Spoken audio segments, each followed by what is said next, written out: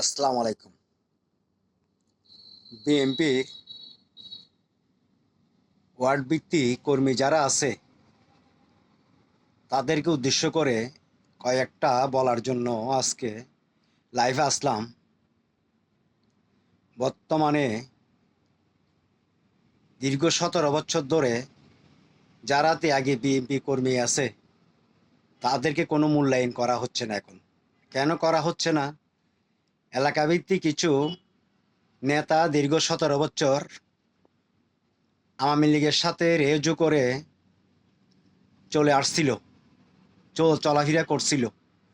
তারা এখন পদ পদবি নিয়ে বড় এখন নেতা। তারা এই যে এলাকার যে ত্যাগী কর্মীগুলো আছে তাদেরকে যে মূল্যায়ন করতেছেন না। ক্ষমতা চিরস্থায়ী কারো না।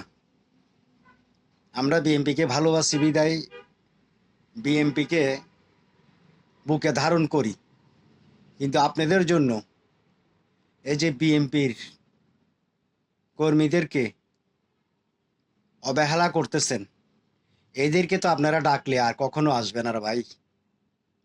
তখন আপনাদের কি হবে? এখন যে পদ পদবি নিয়ে বড় নেতা হয়ে গেছেন, মিছিল মিটিংয়ে কর্মীদেরকে ডাকেন, কোনো কাজে ক্ষেত্রে যখন আপনারা কোনো কিছু এমপির কাছ থেকে হাত পাতে নিতে যান তখন তো কর্মীদেরকে কোনো ডাকেন না, বা নেতার সাথে বড় নেতার সাথে যখন দেখা করতে যান তখন তো কোনো কর্মীদেরকে জানান না।